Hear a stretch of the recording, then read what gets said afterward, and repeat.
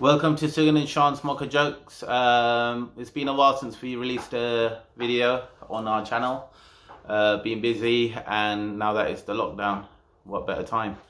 I noticed the other day I've been putting a lot of Instagram feeds with my food pics, and Sri-Lankan mutton curry and the bone sothi had good response. Had a lot of likes for it, and I had a lot of people messaging me asking for the recipe and how to make it. So I thought, why not? So today I'm going to be taking you step by step on how to run through with that ingredients, how much you need, and yeah, basically how to prepare this at home yourself. So yeah, hope you enjoy it. First, we always start off by garnishing the main onion and like spices. So I'm just going to get the oil hot. I'm going to be making the sothi, and you just need a tiny bit of oil for the sothi. You don't want it to come up on the top at the end. Pause.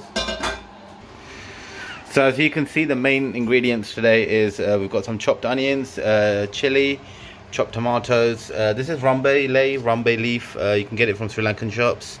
And then we've got a bit of ginger garlic, crushed garlic, chopped up ginger, cinnamon sticks. I'm using bay leaf today.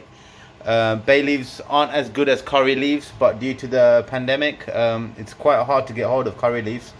Not sure why. Probably got some import issues from Sri Lanka or wherever it comes from. But bay leaves, it'll do the job. And now for the bone sothi, what I've done is the main mutton here.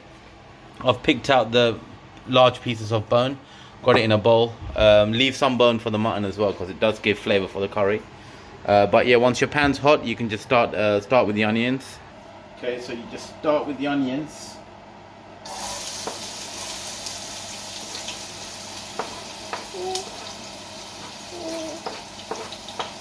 Just the onions for now.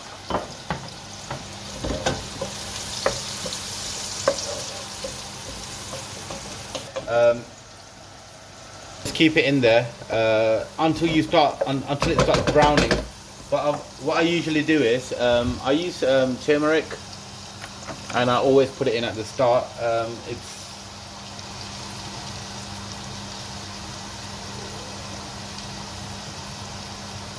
So you don't need much of it, just a little bit. It's like an Indian thing.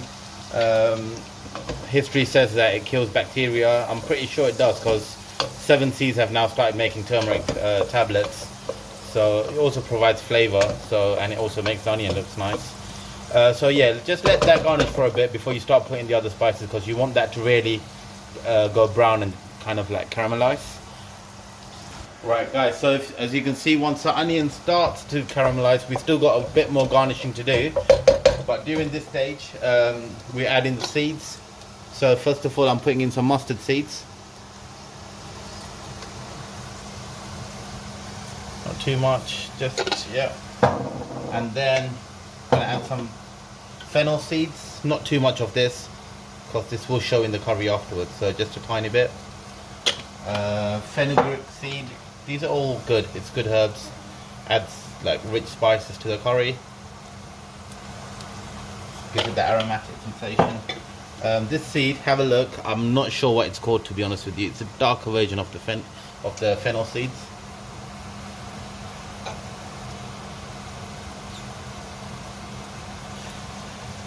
Now the best thing about mutton curry is Sri Lankan dishes. Most of the dishes, the garnishing is done the same way. If it's chicken or whatever, it's the same principle really. It's just 1 or 2 ingredients that change. But yeah, so once you put the spices in, this is a bit where I would have put in the bay leaves, but as we don't have it, I'm putting in the rambe leaf and the curry leaves is what I don't have, so I'm putting bay leaves instead.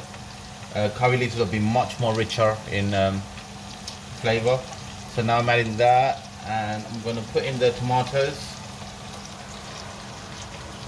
If you don't have tomatoes, you can use tomato puree at a later stage in the curry. It doesn't matter, but I tend to use the actual tomato. It does make a tad bit of difference. And now cinnamon stick. I've just made one. I've got 1 stick, and I've just broken it up into pieces.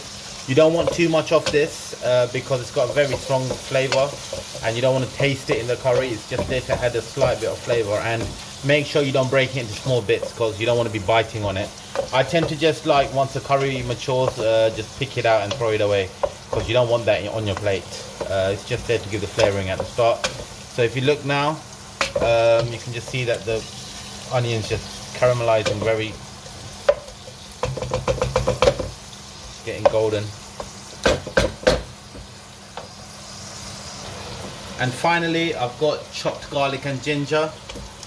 I'm just going to add that in as well. It's nice to get a bit of a garnishing from that as well. I normally use the bottled crushed ones, which you can use. It's just as good. I will be adding that in later as well because, to be honest with you, you need a lot of garlic and ginger. It gives it that rich flavour. But yeah, I'm just garnishing this at the start as well. Right, so now you can see that it's garnished well, that it's ready for the meat. By the way, guys, you can put chopped potatoes in mutton curry. I do it sometimes, but today I'm not really feeling it. What it does is, it's good, it's nice when it's in the sauce. It also gives the gravy a creamy kind of feeling. But today I'm going to be evaporating this. I'm going to be evaporating the gravy till it becomes kind of a dry curry, so I don't really need potato.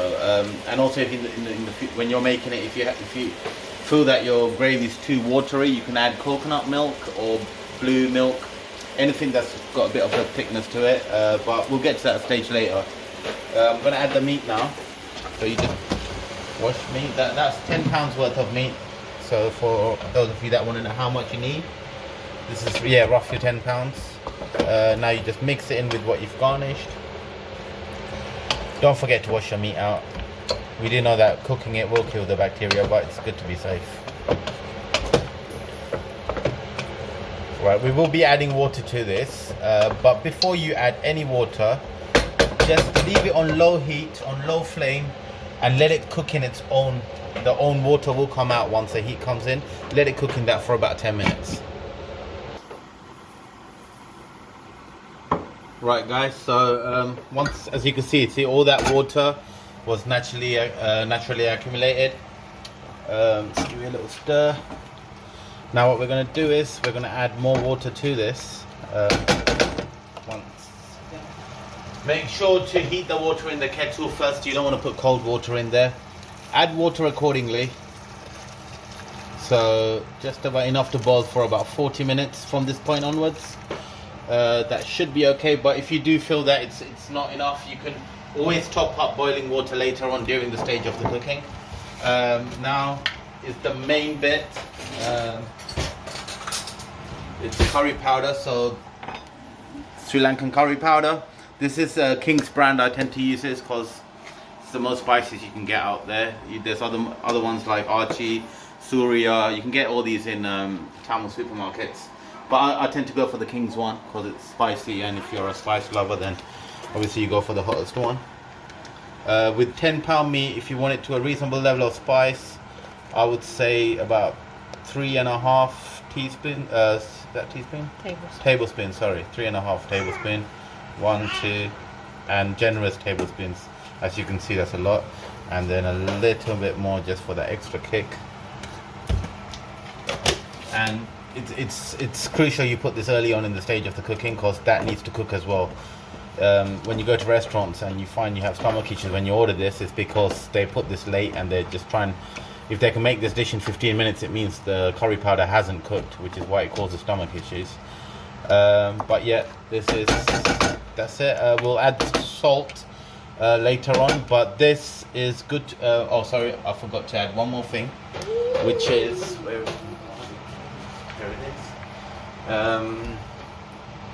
ginger garlic paste. I know we did put a considerable amount of it, but you can never have too much. This is what gives a flavor. Just top it up a little bit, not too much, okay? Once you put that in, it's good to go. There are a few more recipes to go on later in, but this is good for about half an hour, I'd say, and you let it cook. While that's cooking, let's concentrate on the sothi. So what I've done is I've heated this oil up. Okay. I've cut the onions a bit bigger on this because sothi is nicer. So it's onions, tomatoes, chilies, and it's good to have the other leaf, curry leaves, but clearly we don't have it today. While that's getting garnished, right, so you want to garnish this well. Make sure you don't put too much oil on this because it will show up at the end. You can add a bit of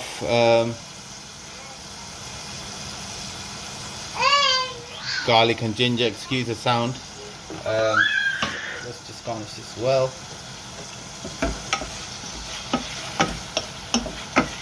You can garnish this with the, I've picked out the bones from the mutton. Chop that in.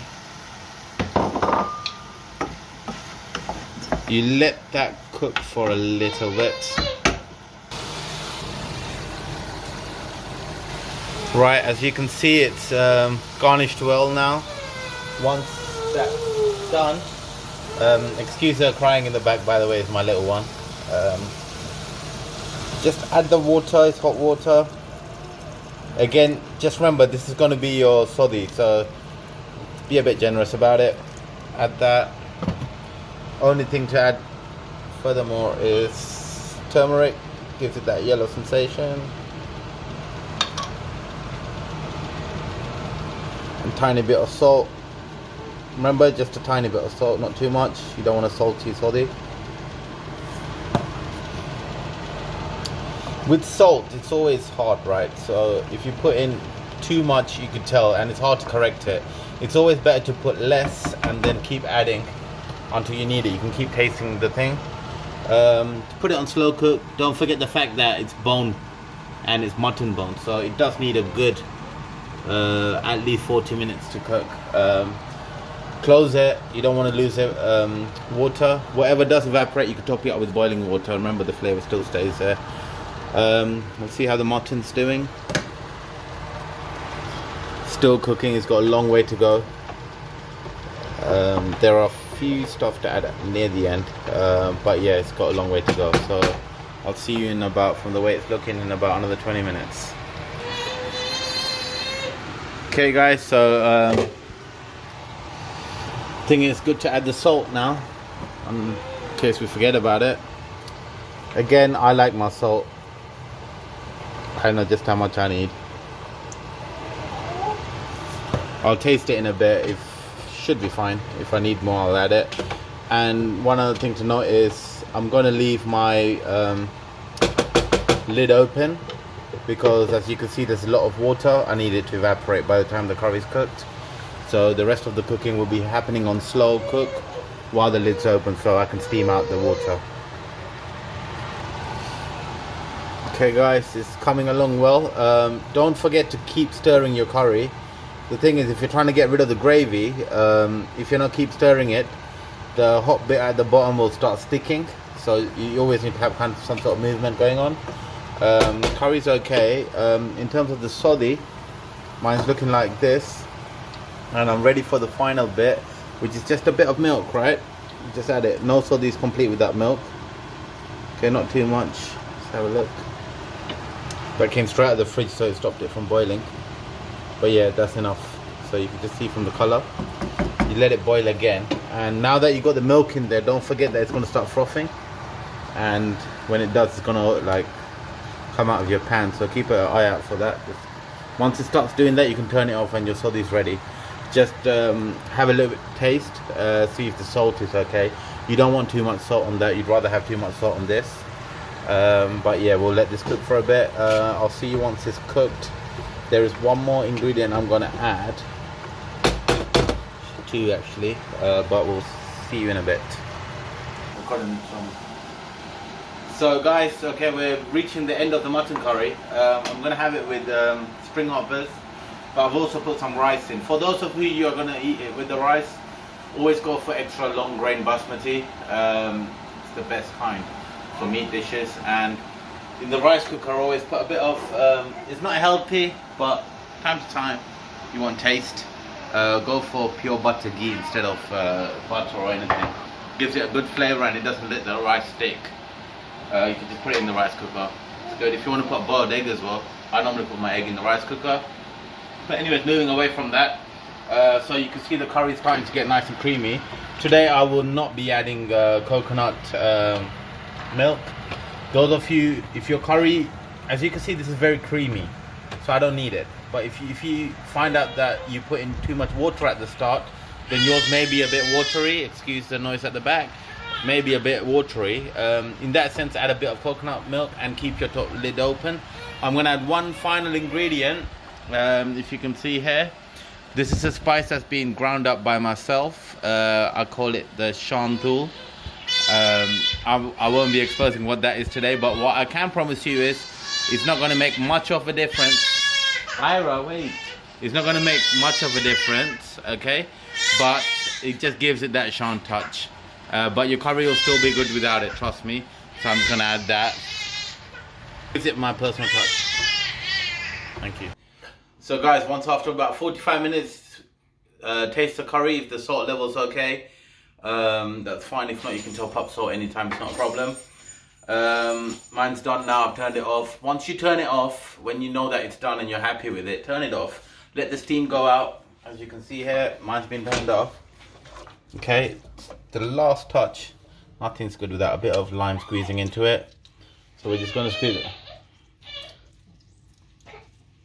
Just a bit of lime. And if our cameraman can just show the curry how it looks. Creamy enough, but not too gravy. And this is the final product. And let's see the sothi with the milk. That's ready. We'll show you what it looks like on the plate. So guys, as you can see it, this is the final product. I've decided to serve it with string hoppers today. White string hoppers, it's nicer, less healthy, but you know, we just want taste. But yeah, and then so you can see I got the sothi in there, you got the meat in there. The best bit is when the meat and the sothi meet and you finish the idiyappam and you have that meat gravy and the sothi just mixed up. You can just drink that out of your plate. Tell me how that is. Also, one of the message I want to make is I used to live at my parents' house, eating at their house, eating what my mom makes, etc. It's only been about 2 years since I moved out. So if I can cook, and I can cook to a good standard, I'd like to believe. I want to say a special thank you and a special shout out to my brother Sugan. He's the king of all kings when it comes to cooking. So he doesn't like to put his face out there, but I have to say thank you to the king of the cooking, whoever's taught me to make this. So yeah, thank you, brother. Without you, I wouldn't be able to make this. Well, yeah, I hope you guys enjoyed the recipe. I also want to thank you, my cameraman. My wife, she's been doing this, even though she's been cutting it here and there. Guys, I haven't really edited this. It's just straight upload from my camera, so I'm sorry if it's been cut here and there. She's learning, it's her first shoot today. I'm gonna do another one soon. Let me know how this is. Give me comments, feedback, or anything really. I'm up for criticism as well. But yeah, that's what it is. Thank you for watching Sean and Sugar Mocha Jokes.